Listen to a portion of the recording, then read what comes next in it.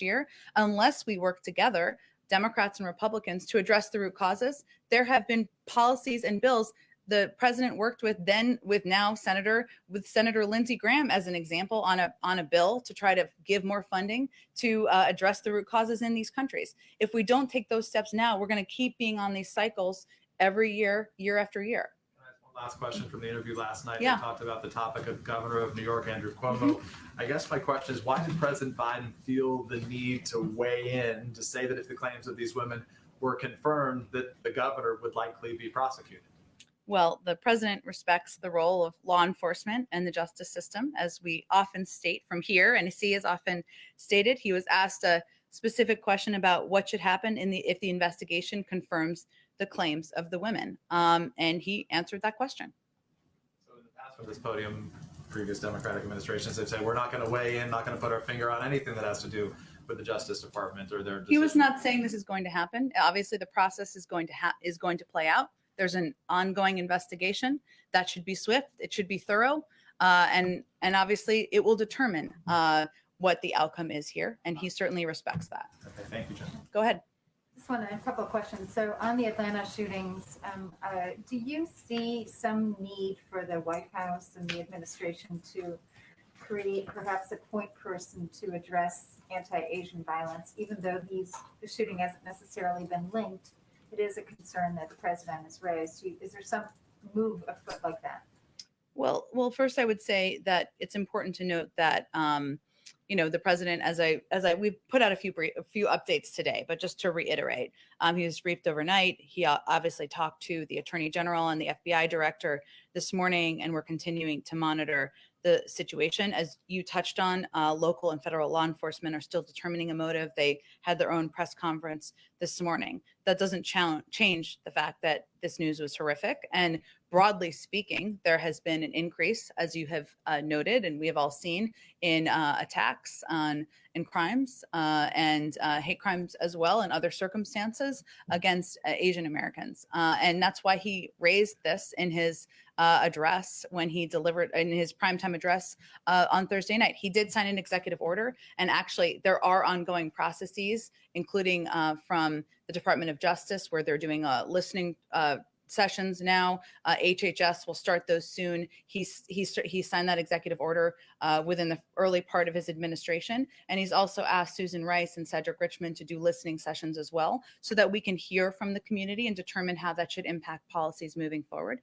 Broadly speaking, as you know, there's also an ongoing review of domestic violent extremism that is wide-ranging. That is a 100-day review that will take a look at a range of issues, and that will also be a longer-term strategic, comprehensive look at how that impacts our society, and this will certainly be a part of that. Just wanted to follow up on North Korea. So Sure. There are talks that are happening with the Chinese. What are you looking for from China in terms of its response to North Korea? The U.S. military expects North Korea to resume testing of ICBMs. What would that mean for your review of those policies? I don't think we're going to get ahead of their testing. If they decide to test, I will say that part of our strategy as it relates to the denuclearization of North Korea is, of course, to lead with diplomacy and engagement with partners in the regions, even some where we have at times adversarial relationships, is a key part of that strategy. And so the Secretary of State, the Secretary of Defense, were also just recently in South Korea, a meeting with also with the Japanese. They are key partners as we discuss security in the region, and certainly the threats from North Korea are part of that. And obviously that will be part of the discussion with the Chinese. But the strategy is to coordinate and discuss with partners in the region so that we can determine what the path forward looks like. And then finally on Mexico, since we're talking about the border, but Mexico and Canada are also looking for doses of vaccines. There's some reporting out saying that those would be at the top of the list. Can you confirm those reports? Can you say, there's a growing demand? I keep asking this question, it's like there's so much demand out there, and the level of vaccination is so disparate in the advanced economies and in developing countries, but also in neighboring countries like Canada and Mexico. Can you can you just say what your strategy is to get vaccines out to the rest of the world so that there aren't, increases in variants and all the other negative, consequences of not getting the pandemic under control? Sure. Well, Andrea, our first strategy is, of course, to ensure the American people are vaccinated, and 1,400 people a day are still dying in the United States of America. And so we are still in the midst of fighting a war against the pandemic right here. Now, we have vaccinated more people in this country because of access, because of supply, because of operational capacity than virtually any other country in the world. And we also want to be, the president wants to be, we all want to be contributing members of the global community and getting the pandemic under control. Any decision we make about requests, and we have them from around the world, as you well know, and are tracking, will ensure that we're able to still quickly vaccinate the American people, as that remains our top priority.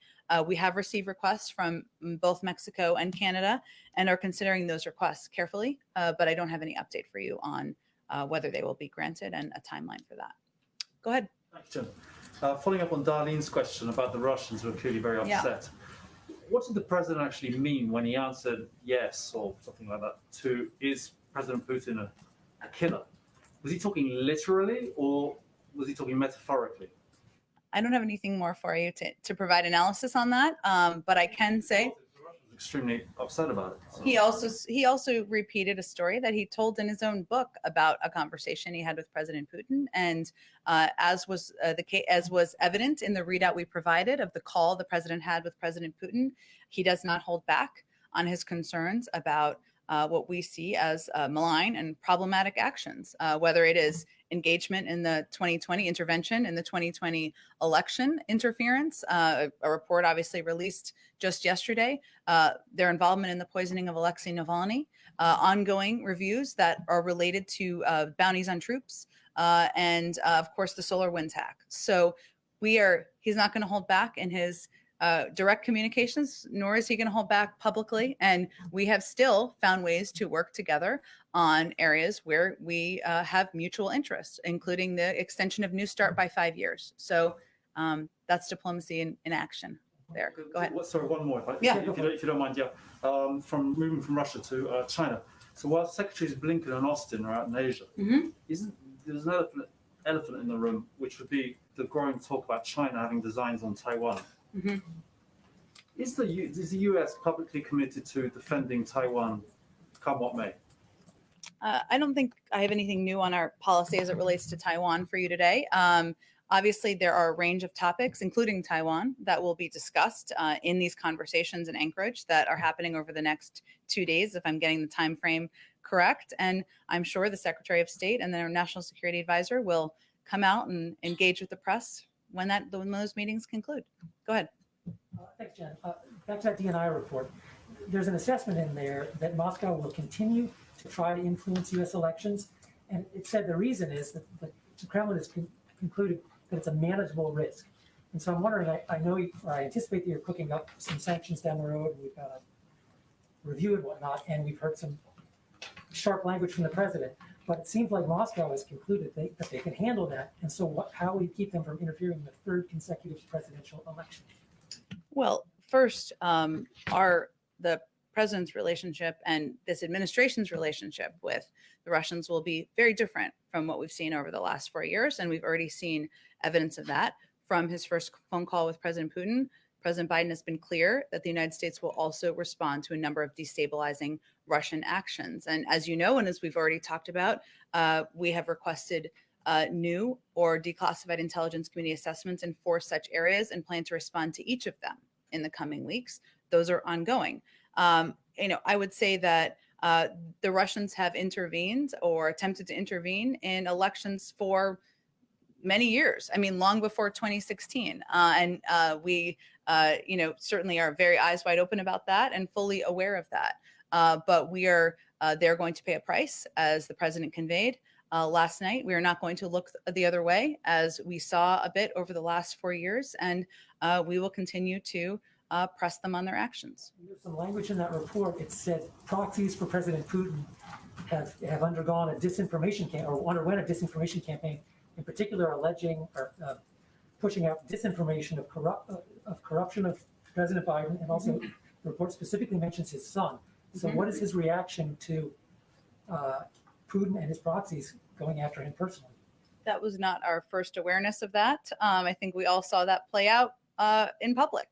So the president felt it was important to release the unclassified version of this report, which, as you know, was the assessment was done under the last administration.